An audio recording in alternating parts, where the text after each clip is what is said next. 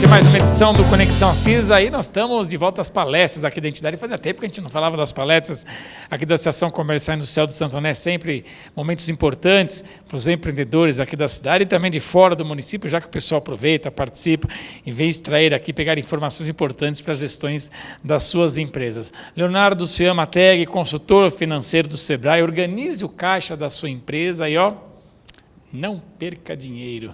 Falar em não perder dinheiro é o que chama a atenção de todo mundo, Leonardo. Boa noite, obrigado pela entrevista. Vamos falar um pouquinho sobre o teor, a composição da palestra. Boa noite. Boa noite a todos, espectadores. Isso é um tema, assim, mexer no dinheiro, o bolso é a parte mais sensível, né? Então, um escorpiãozinho aí, todo mundo com escorpião no bolso mexe.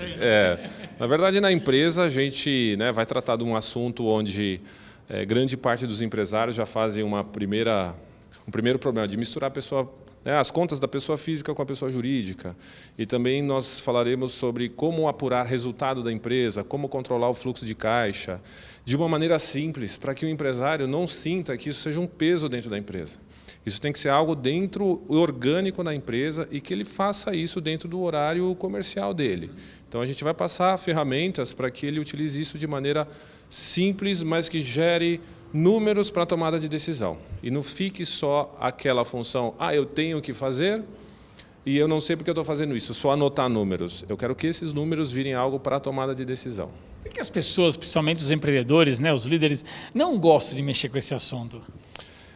Porque acaba vendo a verdade, a realidade da empresa, e às vezes ele quer meio que mascarar, mas por quê?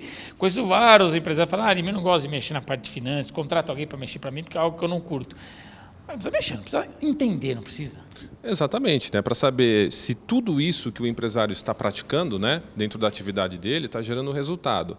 Logicamente, para uma empresa, qualquer tipo de segmento, finanças acaba sendo uma finalidade de você ter um lucro na sua atividade.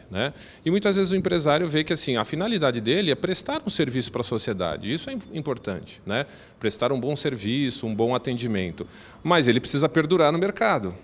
E aí que entra finanças. Talvez entre também um pouquinho essa parte da matemática, Então a matemática também às vezes é um bicho de sete cabeças, Que a gente fala algumas coisas de percentuais, como calcular.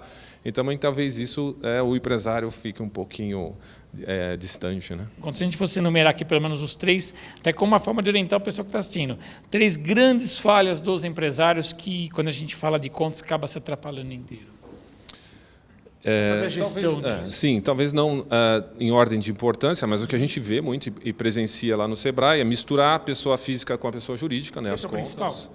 Esse, creio que é um dos pontos fundamentais para você começar a organizar também a sua vida pessoal. Porque muitas vezes ele acha, preciso organizar minha empresa, só que nem na vida pessoal está organizado. Fazer um planejamento financeiro da vida pessoal. Os dois juntos? São paralelos, mas sempre contínuos, sempre juntos, simultâneos? Os controles, eles têm que ser... o planejamento financeiro tem que ser para a pessoa física e jurídica, senão ele não vai conseguir organizar a pessoa jurídica. Segundo ponto é saber o que é a necessidade de capital de giro de uma empresa. E o capital de giro envolve o estoque, saber trabalhar isso.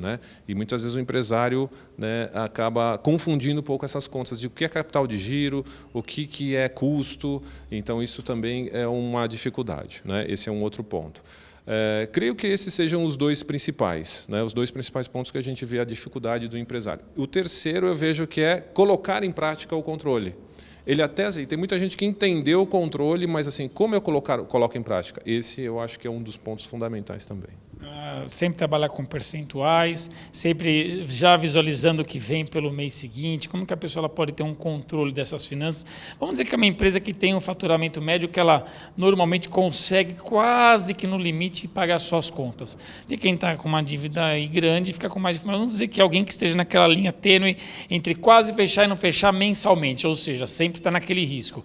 Como que ela pode fazer para ter uma condição, uma qualidade financeira da empresa principalmente melhor?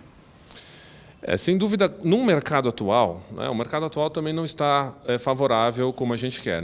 É muita concorrência no mercado, muito empreendedorismo por necessidade. Então, a concorrência aparece. A tendência é que o preço achate e que você acabe tendo mais concorrentes para o mesmo mercado. Então, isso faz com que você tenha uma gestão um pouco mais enxuta. Você tem que enxugar mais despesas fixas, você tem que olhar a produtividade da sua empresa para ver se realmente a quantidade de recursos, e não só humanos, recursos materiais, inclusive, eles estão adequados à sua empresa. Porque muitas vezes o empresário fala, não, eu vou comprar uma máquina, um equipamento, mas nem usa aquilo. Às vezes é melhor você terceirizar um outro tipo de serviço. Então, olhar o detalhe. Porque se tiver muito justo, e isso deve ser olhado sempre, né? Independente se você está num mercado aquecido ou não. Olhe sempre todos os detalhes da empresa, para ver se não está havendo desperdício, ajuste nos seus processos. Tem empresas que melhoram o resultado melhorando os processos. Um processo de atendimento, um processo de produção, o que ele melhora o processo e tem mais resultado financeiro com isso. Todos esses processos, a área financeira ainda é o grande gargalo das empresas, na maioria delas? A área financeira é o resultado de tudo isso. Né? Assim, como eu traduzo tudo que eu faço na empresa para gerar um resultado? Né? Ele passa a ser um gargalo no processo quando o empresário não faz. Se ele não faz isso durante a gestão dele, aí fica um buraco, fica uma lacuna. Ele não sabe se tudo aquilo está fazendo está gerando resultado. E essa é uma pergunta que ele tem que responder, para ele mesmo. Né? Sim, não pode deixar aberto. O Sebrae tem uma ação interessante, quando você vai lá, vocês têm lá um mapeamento de dores e benefícios, de problemas, das partes ruins, das partes positivas, que o próprio empresário enumera.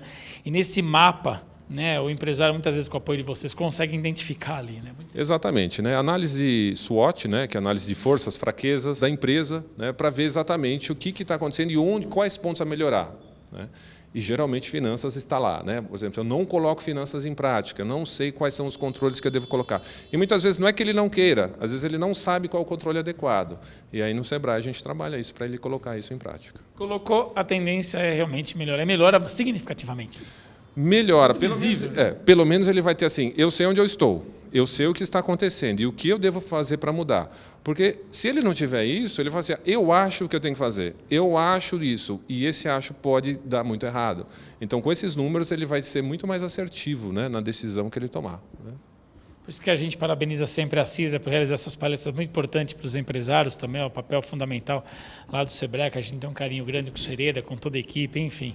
Obrigado, Leonardo. Um abraço carinhoso a toda a diretoria. Parabéns, ótima palestra. Tá bom? Obrigado. Viu? Muito obrigado, eu que agradeço. E o Sebrae à disposição, portas abertas. E o Sebrae é a casa da micro e pequena empresa. Né? Então, venham os micro e pequenos empresários e os potenciais empresários também que a gente pode atender. Contatos aqui da Associação Comercial Industrial de Santo André, também do Sebrae no nosso vídeo, Clique Noite. Em mais uma edição do Conexão Assis. A gente volta na próxima semana. Até lá.